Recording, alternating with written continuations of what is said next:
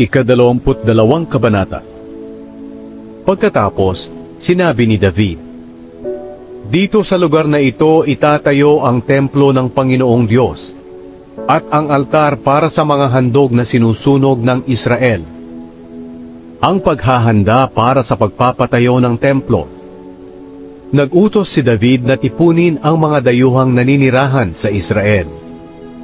Pumili siya sa kanila ng mga tagatabas ng bato para sa templo ng Diyos.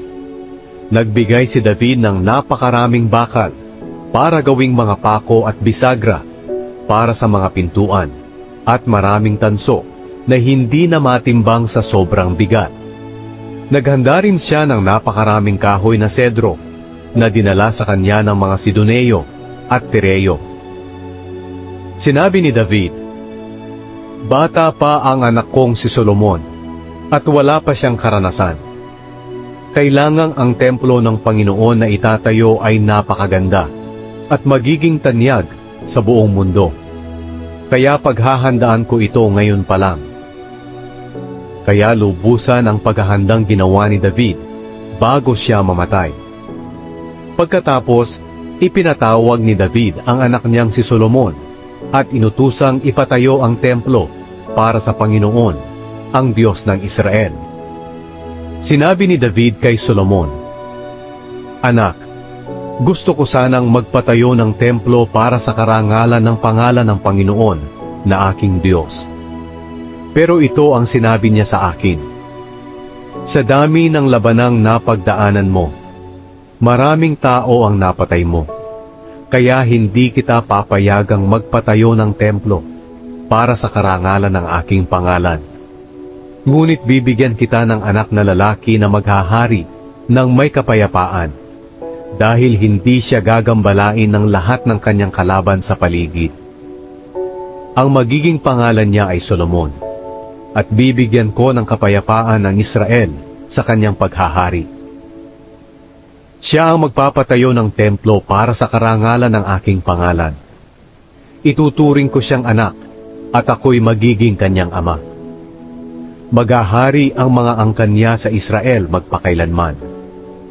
Kaya anak, gabayan ka sana ng Panginoon at magtagumpay ka sa pagpapatayo mo ng templo ng Panginoon na iyong Diyos, ayon sa sinabi niya na gawin mo. Bigyan ka sana ng Panginoon na iyong Diyos ng karunungan at pangunawa para matupad mo ang kautusan niya sa panahon na pamamahalain ka niya sa buong Israel.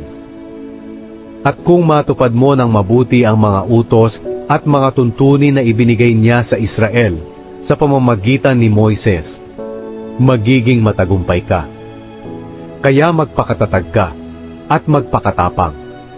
Huwag kang matakot o kaya'y manlupaypay. Pinaghirapan kong mabuti ang paghahanda ng mga materyales para sa pagpapatayo ng templo ng Panginoon. 3,500 toneladang ginto, 35,500 toneladang pilak, at maraming tanso at mga bakal na hindi na matimbang sa sobrang bigat. Naghanda rin ako ng mga kahoy at mga bato, pero kailangan mo pa rin itong dagdagan.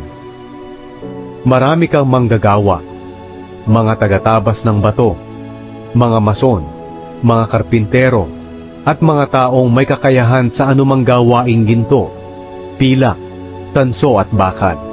Ngayon, simulan mo na ang pagpapagawa at gabayan ka sana ng Panginoon." Pagkatapos, inutusan ni David ang lahat ng pinuno ng Israel para tulungan ang anak niyang si Solomon. Sinabi niya sa kanila, "Kasama niyo ang Panginoon na inyong Diyos, at binigyan niya kayo ng kapayapaan sa mga kalaban ninyo sa paligid. Sapagkat ipinagkatiwala niya sa akin ang lahat ng naninirahan sa lupaing ito. At ngayon ay sa Panginoon na, at tayong mga mamamayan niya ang may sakop sa mga ito. Kaya ngayon, italaga ninyo ang inyong sarili sa Panginoon na inyong Diyos ng buong puso't kaluluwa. Simulan na ninyo ang pagtatayo ng templo ng Panginoon na inyong Diyos, para mailagay na ang kahon ng kasunduan at ang mga banal na kagamitan ng Diyos sa templong ito na itatayo para sa karangalan ng pangalan ng Panginoon.